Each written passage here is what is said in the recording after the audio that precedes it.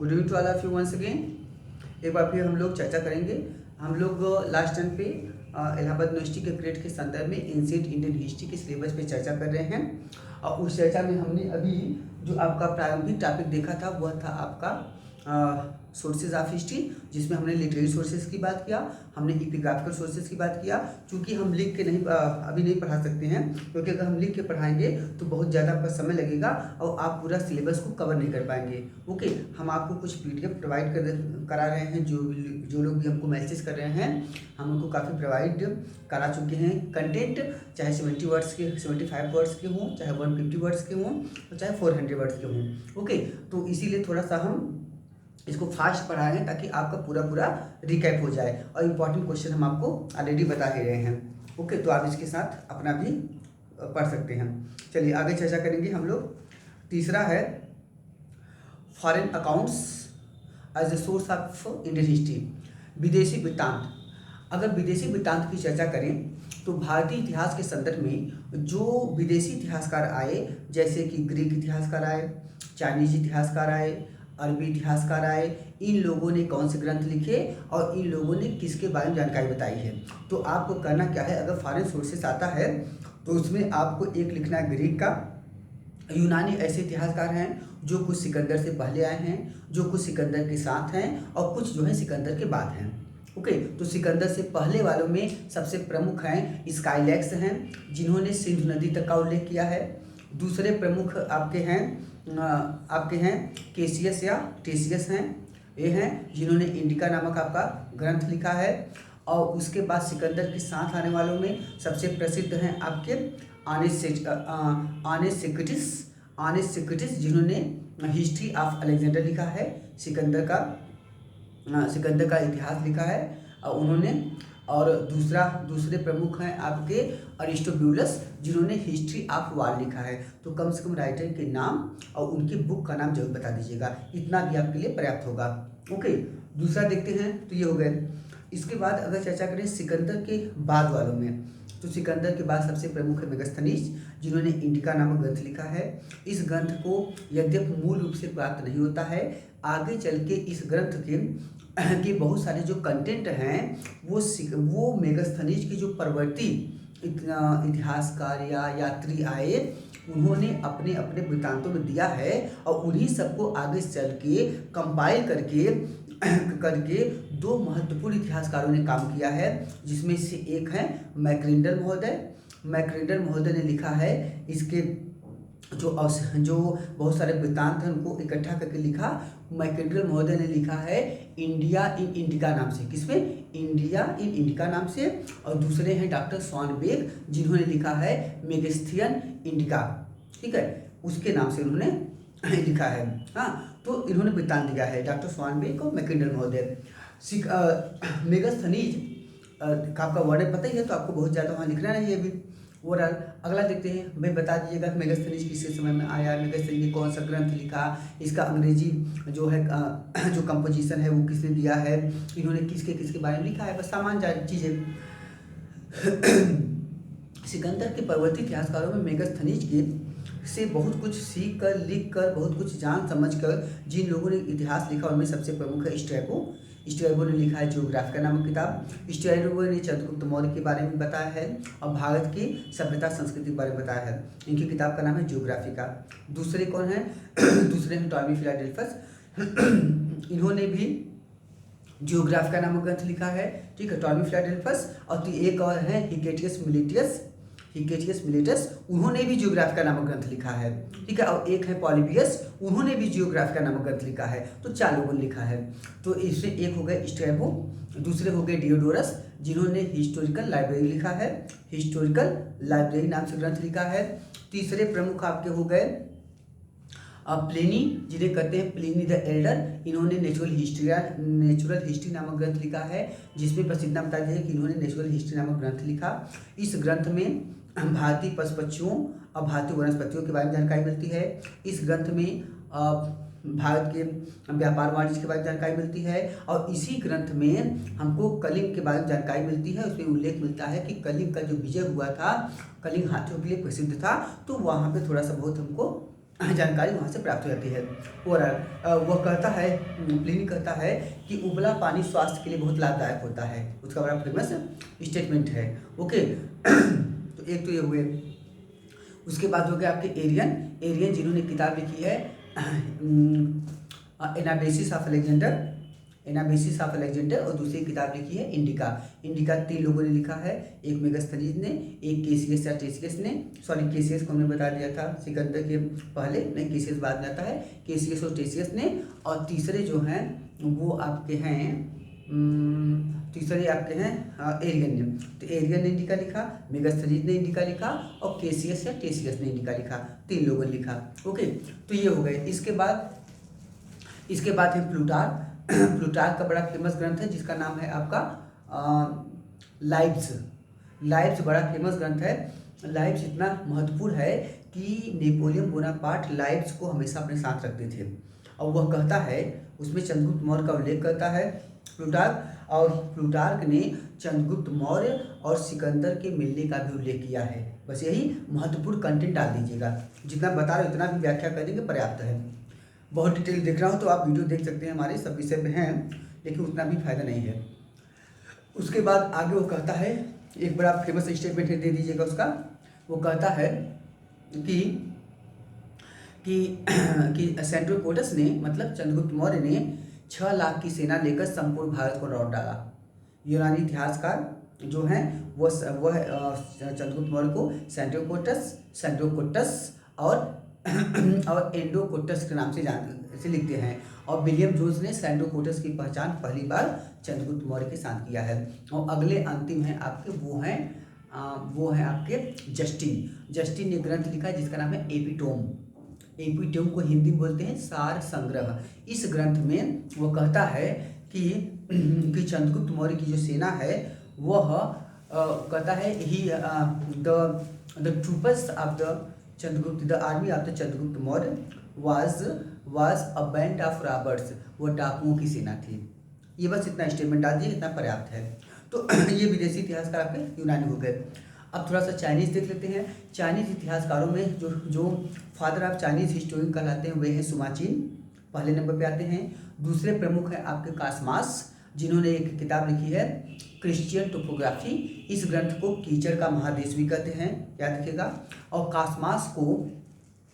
कासमास को भारत तक तैरने वाला यात्री भी कहता है, यह भारत तक तैर के आया था। ठीक है, मतलब इसे भारत तक तैरने वाला यात्री भी कहते हैं कासमास को, जिसने लिखी है किताब क्रिश्चियन टोपोग्राफी। अगला देख लीजिए, अगले जो प्रमुख हैं सबसे फेमस है चाइनीज़ आपकी फाहियान का शाब्दिक अर्थ होता है स्प्लेंडर ऑफ धर्म, मतलब रिलीजन, मतलब होता है धर्मोपदेशक। ठीक है, फाहियान ने किताब लिखी जिसका नाम है फोकोकी। ठीक है, ऐसे कर लीजिएगा FO फिर KO और फिर कर दीजिएगा KI फोकोकी। ठीक है, तो फोकोकी जो ग्रंथ है उस ग्रंथ का अंग्रेजी अनुवाद आगे चल के किया है जेम्स लेगे ने। किसने? जेम्स लेगे ने। उसका नाम है Buddhist regard of Buddhist kingdoms के नाम से, रिगार्ड ऑफ बुद्धिस्ट किंगडम्स के नाम से।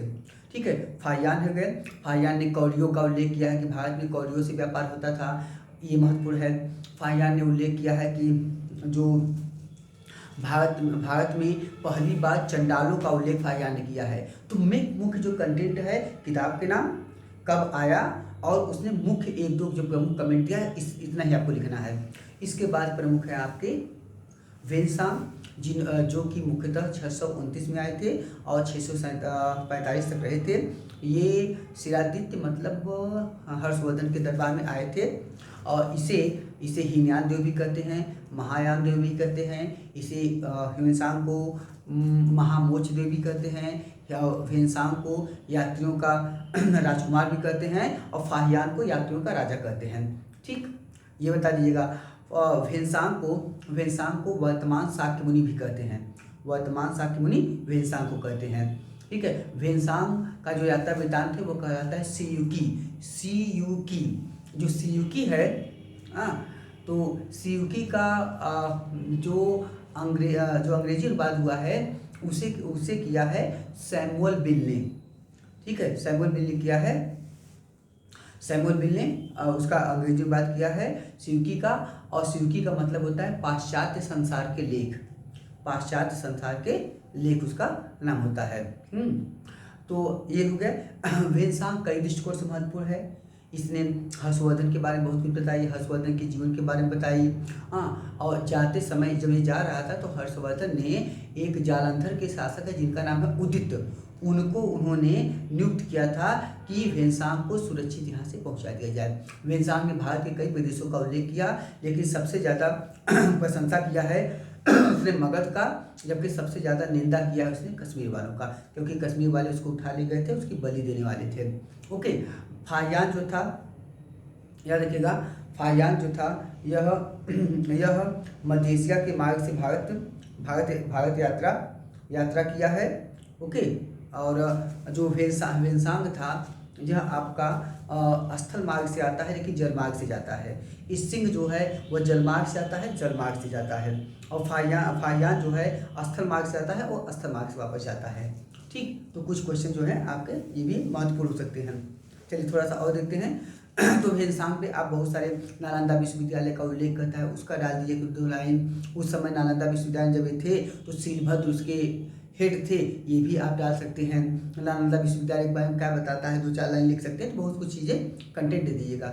अगले हैं आपके इसी के साथ एक आए थे ली प्याओ, 600, ठीक है, इनके समय में इनसे पहले आए थे 643 में ली प्याओ, और 600 मतलब इसी समय में। और इसके साथ एक आया था बांग वेन्सी नामक यात्री भी आया था, उसका उल्लेख कर सकते हैं। उसके बाद एक आए थे फैंगची, जिन्होंने उल्लेख किया है कि हर्षवर्धन जो था वो अपनी बहन राजसी के साथ कन्नौज की गद्दी पे शासन करता था, वो भी उल्लेख आप कर सकते हैं। इसके बाद जो अगले प्रमुख चाइनीज हैं वे हैं चाओ जू हुआ, जिन्होंने किताब लिखी है ली फे फू।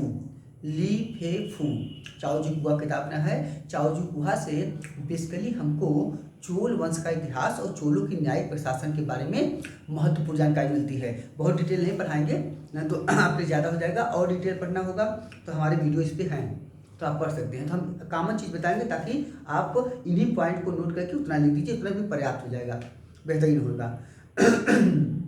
आज ये थोड़ा सा अरबी यात्रियों में, अगर अरबी यात्रियों में देखा जाए तो सबसे प्रमुख जो अरबी यात्री हैं उनमें पहला नाम है आपका अलबर्नी की। अलबर्नी जो महत्वपूर्ण विचारक, विद्वान, राजनीतिज्ञ, दार्शनिक, बहुत सारी, और वो खगोल शास्त्री, बहुत सारा उसके पास एट्रीब्यूट्स गुण थे। जो था अलबर्नी जो है, इसने भारत की यात्रा जो वृत्तांत लिखी, यह मुख्यतः महमूद गजनी के साथ भारत आता है, और इसने जो भारत की यात्रा वृत्तांत लिखा है उसका नाम है आपका किताबुल हिंद, हिंद का दर्पण, और इसका मूल नाम है मीन ए मकाला इसका मूल नाम है। और ठीक है, इसकी एक किताब और है जिसका नाम है अल कानूनुल मसूदी। जो अल कानून मसूदी है, यह ग्रंथ जो है मुख्यतः खगोल शास्त्र में लिखी गई है, और खगोल शास्त्री होने के कारण ही इनके अलबर्नी के उपाधि है मुन्नजिम। इतना डेटा आप जरूर बता दीजिएगा। उसके बाद तो आप ऐसे बता सकते हैं कि अलबर्नी आया, उसने क्या वर्णन किया, महमूद गजनी के समय की राजनीतिक स्थिति का वर्णन किया, सामाजिक स्थिति का वर्णन किया, भारतीय परंपराओं का, भारतीय रीति रिवाजों का, हिंदुओं का आदि का वर्णन किया है। भारत में उसने 16 प्रकार की जो आपकी जातियों का उल्लेख है, 16 वो उन जातियों का उल्लेख किया, पूरा बता दिए। हिंदुओं की का इतिहास के प्रति दृष्टिकोण, हिंदुओं का जीवन के प्रति दृष्टिकोण, जातिवाद, हाँ, हिंदुओं में दंभ आदि के बारे में महत्वपूर्ण जानकारी देता है। तो बहुत सारी चीज़ें आप लिख सकते हैं, लेकिन डेटा जरूर लिखिए, कौन सी किताब है, कब लिखी गई, किस किताब में क्या है, हाँ, वो कब आया, ये सब डेटा जरूर लिखिए, क्योंकि कम शब्द का लिखना है तो उसमें डेटा पे जोड़ दीजिए। क्योंकि जो भाई कोई भी बच्चा जो MA करके या नेट JRF करके आपको PhD ग्रेड देने जाएगा, तो कहानी तो सबको पता है भाई, सब जानेंगे कि अलबर्नी एक आया था, अलबर्नी ने ये किया, सामाजिक लिखा, राजनीतिक लिखा, सब लिख देंगे वही। तो कम से कम आप जब लिखें किताब के नाम क्या है, किस किताब में मिलता है, किताब का मूल नाम क्या है, किस शासक के बारे में बताता है, कौन कौन से प्रमुख घटना बताता है, तो एकदम फैक्ट लिखिए। एक भी लाइन आप बेवकूफ़ बनाने का प्रयास न कीजिए, अगर बेवकूफ़ बनाने का प्रयास करेंगे, टीचर काफ़ी नहीं जांचता, टीचर बस इसे देखता है, ठीक है, उसको पता चल जाता है न तो एक भी डेटा है इसमें, हाँ, न तो कोई तथ्य है, तो जान जाता है कि आपने केवल कहानी लिखा है, तो आपको कहानी पे नंबर नहीं मिलेगा। History is not the story, ठीक है, it should be written on the parameter of historicity और एविडेंसेस।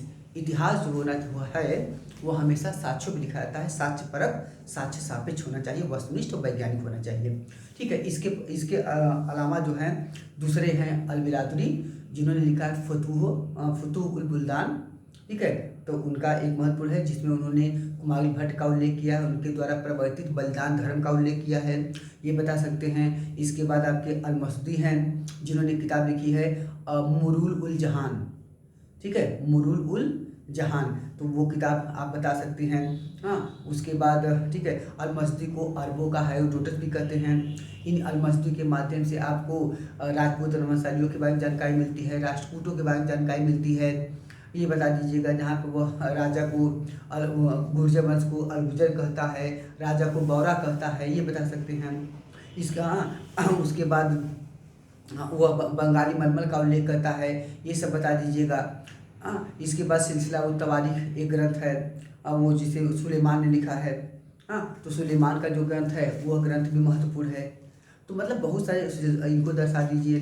तो ये जो प्रमुख इतिहास है, इसके बाद उत्तरी हैं, उनसुरी हैं, तो 4-5 को दर्शा दीजिएगा जरूर, ठीक है। तो ये सब आपका क्या हो जाएगा, ये जितने भी दृष्टांत है ये सभी आपके सोर्सेस ऑफ हिस्ट्री के रूप में आप इसका उल्लेख कर सकते हैं। चलिए अगला टॉपिक देखेंगे, बहुत डिटेल नहीं चलेंगे नहीं तो आपको लिए दिक्कत हो जाएगा। और हम कंटेंट जो बताएंगे 100% आएगा, तो आप कंटेंट लिखिएगा, याद रखिएगा, बार का कंटेंट पे जोर दीजिएगा और फैक्चुअल जानकारी ज़्यादा से ज़्यादा देने का प्रयास कीजिएगा। मतलब कोई भी चीज़ लिखिए उसके पीछे साक्ष्य जरूर लिखिए। चलिए अगला है आपका कुछ कंसेप्ट्स हैं, मतलब है कुछ शब्दावलियाँ हैं, अवधारणा हैं, उनके बारे में आ सकता है 75 शब्द में या ऑब्जेक्टिव में। जैसे पहला है आपका कुछ कंसेप्ट्स, आइडियाज एंड टर्म्स हैं। पहला है आपका रित की अवधारणा, कई बार पूछा गया क्वेश्चन है। रित मतलब होता है, रित वैदिक कालीन एक महत्वपूर्ण विचारधारा है। इस विचारधारा के अनुसार रित को एक सत्य और अविनाशी सत्ता माना गया है। रित एक ऐसी प्राकृतिक, एक ऐसी नियामक संस्था है, सत्ता है, जिसके माध्यम से संसार चलता है। जैसे कि आप समझ लीजिए हिंदू धर्म में शक्ति होता है, जैसे कि आपका वेदांत दर्शन में, शंकराचार्य के दर्शन में एक शक्ति के रूप में माया का उल्लेख होता है। माया एक ऐसी शक्ति है जो संसार को नियोजित करती है। और जैसे आप वर्तमान समय में प्रकृति एक ऐसी शक्ति होती है जिसके माध्यम से संसार चलता है, वैसे ही संसार को चलाने के लिए कुछ नैतिक नियम होते हैं, कुछ सार्वभौमिक नियम होते हैं। एक सत्य के रूप में, एक विचारधारा के रूप में, एक मॉरल एस्पेक्ट के रूप में ऐसी पद्धति होती है जिसके माध्यम से संसार चलता है, आगे बढ़ता है, संसार को गवर्न करती है। ये पद्धति उसी को कहते हैं रित, ठीक है। रित के संरक्षक माने गए हैं वरुण देवता, इसीलिए उनकी उपाधि है ऋतस्य गुप्ता। राधा कृष्ण जी कहते हैं कि रित जो है यह बुराई से रहित एक अच्छाई का मार्ग होता है, ठीक है। तो आपका रित की अवधारणा आगे बता सकते हैं, ठीक है। रित एक विचारधारा है, पद्धति है। दूसरा देखिएगा सभा आपको पता है वैदिक काल में प्रमुख रूप से 3 प्रमुख संस्थाएं थी, जिसमें सबसे प्राचीन संस्था थी विदत, जिसका उल्लेख ऋग्वेद में 122 बार हुआ है। जो विदत जो थी या विद्वानों की एक परिषद होती थी, it was the just like the council of scholars, जो सार्वजनिक चीज़ें होती थी उनका जो डिस्ट्रीब्यूशन होता था, उस डिस्ट्रीब्यूशन को, उसका विनिमय कैसा हो, उस विनिमय के प्रति सलाह देती थी। विनिमय का जो माध्यम होता था उसके प्रति उत्तरदायी संस्था थी, ठीक है। विदत में महिलाएं भाग लेती थी। दूसरा होता था सभा का उल्लेख ऋग्वेद में 8 बार हुआ है। सभा के प्रमुख को सभापति कहते हैं। ऐसा माना जाता है कि जहाँ विदत विद्वानों की एक परिषद थी, वहीं पे जो सभा है, ठीक है, जो सभा है यह प्रबुद्ध व्यक्तियों की और वृद्ध व्यक्तियों की एक संस्था होती थी, जो कि परंपराओं, रीति रिवाजों, मान्यताओं आदि के आधार पे समाज को चलाने के लिए राजा को, अपने मुखिया को, सरदार को, जन के प्रमुख को समय समय पर सलाह देती रहती थी। इसी प्रकार यह एक सलाहकारी संस्था होती थी। इसमें भी इसका प्रमुख सभापति या सभ्य होता था और इसमें भी स्त्रियां भाग लेती थी। तो सभा हो गया और विदत हो गया। दूसरा देखिए है आपका समिति। ठीक है, अब याद रखिएगा, अभी थोड़ा समिति पढ़िए फिर बताते हैं। समिति क्या है? समिति का उल्लेख ऋग्वेद में 9 बार हुआ है। समिति जो थी एक कार्यकारी संस्था होती थी। It is just like the executive council of nowadays. तो वर्तमान का यह एक एग्जीक्यूटिव काउंसिल के समान होता था। यह जो था एक महत्वपूर्ण वैधानिक और कानूनी संस्था होती थी। जो संस्था मुख्यतः राजा का निर्वाचन करती थी, नियम कानूनों को फॉर्मुलेट करती थी, बनाती थी। जैसे कि आज का व्यवस्थापिका सभा होती है, लोकसभा और संसद होती है, वही काम पहले की समिति करती थी। अब आप समझ लीजिए पूरा काम। समिति का जो प्रमुख होता था वह आपका समिति के प्रमुख क्या करते थे?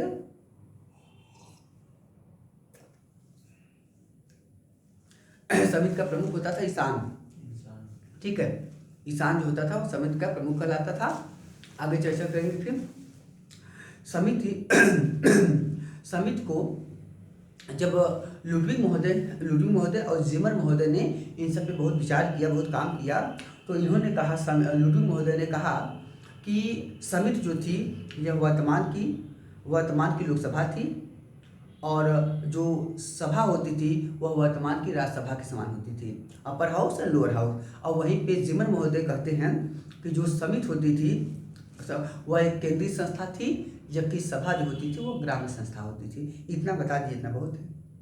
अगला चलिए थोड़ा सा देख लेते हैं। अगला है यज्ञ।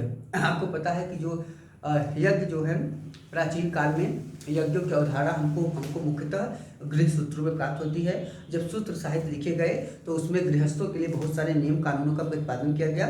उसी के अंतर्गत यज्ञ जो है प्रमुख एक नियम के रूप में, एक विचारधारा, एक संकल्पना, एक आइडियोलॉजी, एक इमेजिनेशन के रूप में, एक रिचुअल्स के रूप में मानव को संपादित करने के लिए नियोजित किए गए। ओके, यज्ञ जो है एक प्रकार का कार्य संपादन करने की पद्धति होती है और प्राचीन काल में गृहस्थ आश्रम के लिए, गृहस्थों के लिए अनेक यज्ञों का प्रतिपादन किया गया, जिनसे अपेक्षा की गई कि ये कुछ यज्ञ करेंगे जिनसे उनका जीवन अच्छा हो और इसके माध्यम से भौतिक और पारलौकिक दोनों जीवन में समन्वय स्थापित करने का भी प्रयास किया गया। गृहस्थों के लिए जो 5 प्रमुख यज्ञों का विधान किया गया था, जिसमें आपका है ब्रह्म यज्ञ, दूसरा है आपका देव यज्ञ, तीसरा है आपका पितृ यज्ञ, चौथा है आपका भूत यज्ञ और 5वां है आपका नृ यज्ञ, मतलब मनुष्य यज्ञ, मतलब अतिथि यज्ञ। ठीक है, तो ब्रह्म के प्रति आस्था ब्रह्म यज्ञ है। देव यज्ञ आपका है ऋषियों आदि के प्रति जो आस्था होती है वो होती है।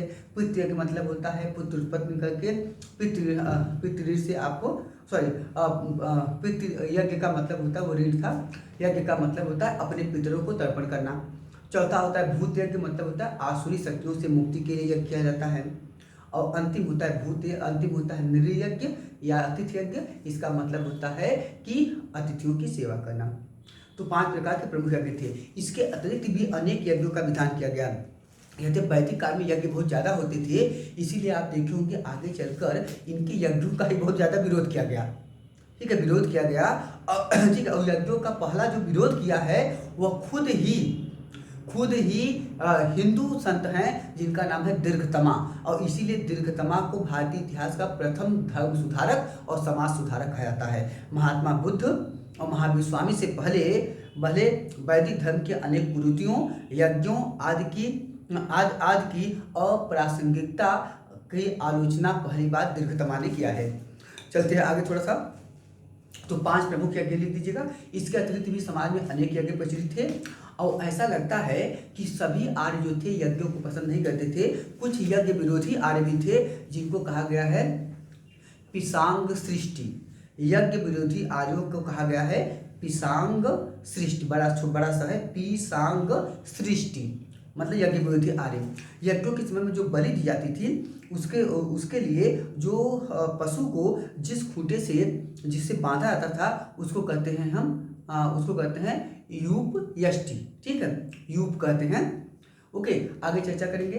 अन्य यज्ञों में अगर देखें तो इसके अतिरिक्त बहुत सारे यज्ञ थे, जैसे अग्निष्टोम यज्ञ था, सोम यज्ञ था, सोम देवता को समर्पित था। सोम यज्ञ का बहुत ज़्यादा उल्लेख मिलता है। इसका मतलब सोम यज्ञ आर्यों का एक महत्वपूर्ण यज्ञ था। इसी के बाद एक आर्यों का यज्ञ था आपका व्रात सोम यज्ञ। एक आर्यों का यज्ञ था आपका एक आर्यों का यज्ञ था आपका व्रात सोम यज्ञ, बड़ा फेमस था। और दूसरा एक और यज्ञ था जो इसमें पर पुरुष गामिनी स्त्रियों को फिर से स्वीकार किया जाता था, वरुण प्रद्यास यज्ञ। वरुण प्रद्यास यज्ञ, ठीक। इसे कोई पर पुरुष गामिनी स्त्री होती है, उसको फिर से स्वीकार करने के लिए पति द्वारा एक यज्ञ होता था जिसका नाम था वरुण प्रद्यास यज्ञ। और व्रात सोम यज्ञ का मतलब होता है जब अनार्यों को आर्य वर्ण में शामिल करने के लिए जो यज्ञ होता है उसे कहा जाता है व्रात सोम यज्ञ। ऐसा माना जाता है कि अनार्यों को, जो आर्य नहीं थे, उनको आर्य वर्ण में शामिल करने के लिए ही ऋग्वेद में के तीसरे मंडल में गायत्री मंत्र का उल्लेख मिलता है, उसको वहाँ लिखा गया है। अगला यज्ञ थोड़ा देखेंगे। इसके बाद प्रमुख यज्ञ है आपका अश्वमेध यज्ञ, वाजपेयी यज्ञ, राजसूय यज्ञ, ठीक है, ये आपके सबसे प्रमुख यज्ञ हैं। पंचपशु यज्ञ आदि। अश्वमेध यज्ञ की चर्चा करेंगे।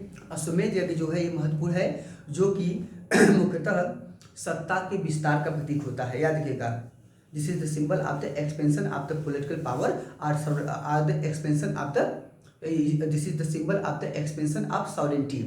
यह सत्ता के विस्तार का प्रतीक होता है, जिसमें एक अश्व घोड़े को एक साल के लिए छोड़ा जाता है। वह जिन जिन क्षेत्रों से निर्बाध रूप से भ्रमण करते हुए आगे बढ़ता है वह क्षेत्र राजा के अधीन या राजा के सबऑर्डिनेशन में मान लिया जाता है। हम वापस आने पे हाँ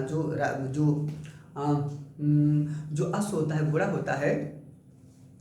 होता है वह उसको कुल मिला के 600 सांडों के साथ और 21 बाज गायों के साथ अनफर्टाइल्ड काउस के साथ उसकी बलि दी जाती है। इस अवसर पे जो आख्यान होते हैं, आईएएस का क्वेश्चन है, अश्वमेध यज्ञ के अवसर पे जो आख्यान गाए जाते थे उसे कहा गया है पारिप्लव आख्यान। क्या कहा गया है? पारिप्लव आख्यान, ठीक है, याद रखिएगा। तो ये आपके हो गए अश्वमेध यज्ञ की अगर परंपरा देखा जाए तो भारतीय इतिहास में सबसे पहले वैदिक काल में पराशतनिक और पुरकुश ने अश्वमेध यज्ञ किया है। ऐतिहासिक काल में अगर देखा जाए तो पुष्यमित्र शुंग ने 2 अश्वमेध यज्ञ किया है, जिसका उल्लेख उसके अधिकारी धनदेव के अयोध्यालेख में प्राप्त होता है, जिसमें पुष्यमित्र शुंग को द्विराश्वमेध याजिन कहा गया है। इसे याद रखिएगा, ऑब्जेक्टिव कौन देगा। द्विराश्वमेध याजिन का मतलब था 2 यज्ञ संपादित करने वाला। यह जो अयोध्या लेख है यह भारतीय इतिहास का पहला अभिलेख है जिसमें संस्कृत शब्द आता है, ठीक है। लेकिन पूरी तरह से संस्कृत में लिखा गया जो पहला अभिलेख है भारत का, वह आपका है रुद्रदामन का जूनागढ़ अभिलेख, पूरी तरह से लिखा गया। ओके, चलिए थोड़ा सा चर्चा करेंगे इसमें। अश्वमेध यज्ञ में एक ये हो गया। दूसरा वाकाटक वंश के एक शासक थे प्रवर सेन, जिन्होंने 4 अश्वमेध यज्ञ किया है। इसके बाद एक और हैं समुद्रगुप्त हैं, जिन्होंने अश्वमेध यज्ञ किया है, जिसकी पुष्टि उनके द्वारा प्रवर्तित अश्वमेध पराक्रम सिक्का से होती है। पहली क्वेश्चन। दूसरा यूजीसी क्वेश्चन है कि किस अभिलेख से होती है, तो याद रखिएगा समुद्रगुप्त के अश्वमेध यज्ञ का वर्णन प्रयाग प्रशस्ति में नहीं हुआ है।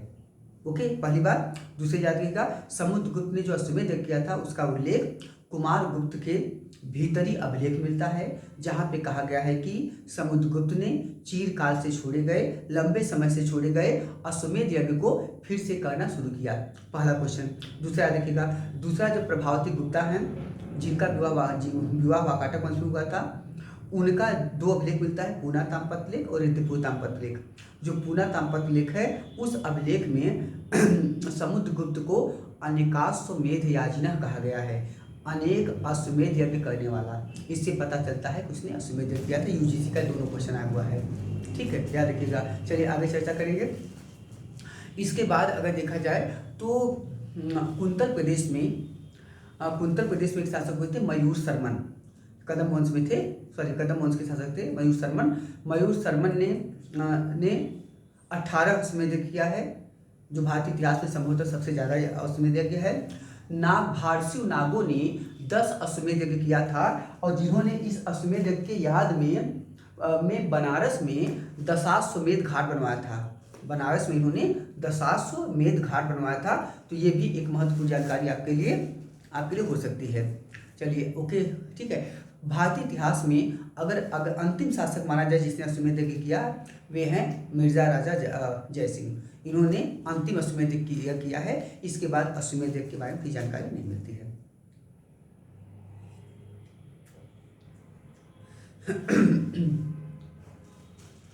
चलिए अब अगला दूसरा यज्ञ देख लेते हैं, राजसूय यज्ञ। राजसूय यज्ञ एक महत्वपूर्ण यज्ञ है, जिस यज्ञ का उल्लेख हमको वैदिक ग्रंथों में खासकर इतने ब्राह्मण में मिलता है। ये राजसूय यज्ञ जो है यह राजा की सत्ता प्राप्ति का प्रतीक होता है। ये सत्ता प्राप्ति का प्रतीक है और अश्वमेध यज्ञ सत्ता के विस्तार का प्रतीक है। ठीक, तो इसमें इसके माध्यम से राजाभिषेक जब ये होता है तब ये यज्ञ क्या आता है। इस यज्ञ में जो राजा कुल 17 प्रकार के जल से स्नान करता है। इस यज्ञ में 5 प्रमुख संस्कार होते हैं, रत्नविंसी, देवसविंसी, अभिसाच नियम, आघात नियम और एक कुछ और है। ओके, तो इतना जानते रहेगा। और जो ये इसमें राजा जो होता है वह जो 12 प्रकार के रत्निन होते हैं, रत्निनों के यहाँ जाकर हवि प्रदान करता है। एक प्रकार की रत्नी जो है वर्तमान के काउंसिल ऑफ मिनिस्टर्स में समझ सकते हैं आप, एक मिनिस्टर्स होते हैं। राजा जा के अपने पद की इनसे स्वीकृति प्राप्त करता है और उनसे कहता है कि आप लोग हमको सहयोग देते रहिएगा, अब हम राज्य करेंगे, आप लोग हमारे सहयोगी के रूप में रहेंगे।